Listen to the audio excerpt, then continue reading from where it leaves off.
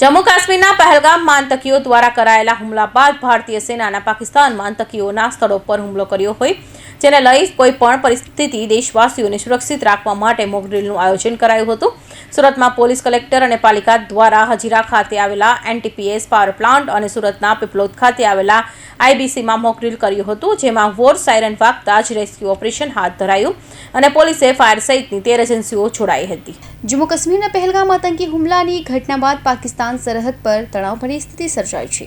પાકિસ્તાન તરફથી સતત સીઝફાયરનું ઉલ્લંઘન કરાઈ રહ્યું છે, ત્યારે દેશના સિવિલ ડિફેન્સ ડિસ્ટ્રિક્ટમાં સાંજે 7 મેના રોજ મોક ડ્રીલનું આયોજન કરાયું હતું। તે પહેલાં જ ભારતીય સેનાઓએ મોડી રાત્રે પાકિસ્તાનમાં આતંકીઓના સ્થળો પર હુમલો કરી અનેકને મોતને ઘાટ ઉતાર્યા હતા।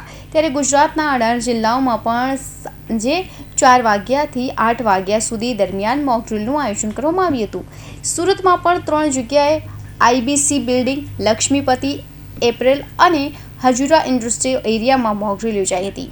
આ 4 કલાક દરમિયાન લોકોને યુદ્ધની સ્થિતિમાં શું કરવું તેની સમજ આપવામાં આવી હતી। તો મોક ડ્રીલ દરમિયાન સાયરન વગાડવામાં આવ્યું હતું અને સાંજે 7:30 થી 8 વાગ્યા દરમિયાન બ્લેકઆઉટ કરવામાં આવ્યા હતા।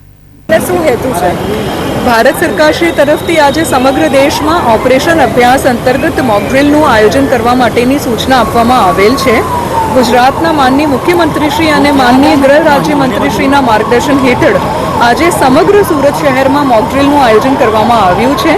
ઓપરેશન અભ્યાસ અંતર્ગત 4 વાગ્યા 49 સ્થળો ઉપર એકસાથે અલાર્મ બજાવવા માટેની કામગીરી કરવામાં આવેલ છે।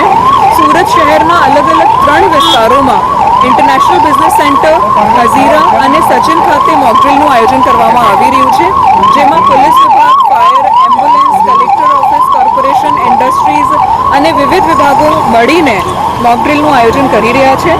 લોકોના સાથે જ MP Shri, MLA Shri, mayor Shri અને પદાધિકારીશ્રીઓ પણ આ મોક ડ્રીલમાં જોડાયા છે।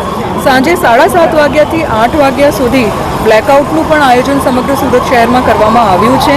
લોકોને સતત આની માહિતી મીડિયાના થ્રુ, સોશિયલ મીડિયાના થ્રુ, પબ્લિક એડ્રેસ સિસ્ટમ અને મીટિંગ્સ કરીને પહોંચાડવામાં આવી રહી છે।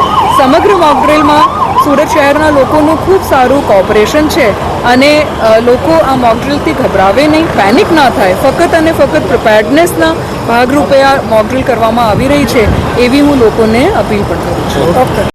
બહુ અગત્યનું છે। સાંપ્રત પરિસ્થિતિથી આખા દેશવાસીઓને ખબર છે, ત્યારે કોઈ ઘટના બને તો આપણા લોકોનું જીવન સલામત સ્થળે ખસેડવું, નાગરિકોએ કેવી રીતે વર્તવું, તંત્ર કેવી રીતે એલર્ટ રહેવું અને આખરે તો 140 કરોડ દેશવાસીઓનું જીવન કિંમતી હોય એ નરેન્દ્રભાઈ મોદી સાહેબના હૃદયમાં 140 કરોડ દેશવાસીનું સ્થાન છે। તો એના માટે આજે આ એક અનુભવ મળે, શિક્ષણ મળે, આજનું એક ડેમોન્સ્ટ્રેશન થાય, લોકોમાં અવેરનેસ આવે અને આવી પરિસ્થિતિ થાય ત્યારે એને શું કરવું એ ઓટોમેટિક એને ખબર પડી જાય, એ પ્રકારનું આજનું આ શિક્ષણ છે, એ આજનું મોક ડ્રીલ છે। લોકોને આમાંથી કંઈક શીખવાનું છે કે આપણે શું ભૂમિકા હોઈ શકે, તંત્રને કેવી રીતે મદદરૂપ બનવું, સરકારને કેવી રીતે મદદરૂપ બનવું, દેશભક્તિનું ઉત્તમ ઉદાહરણ કેવી રીતે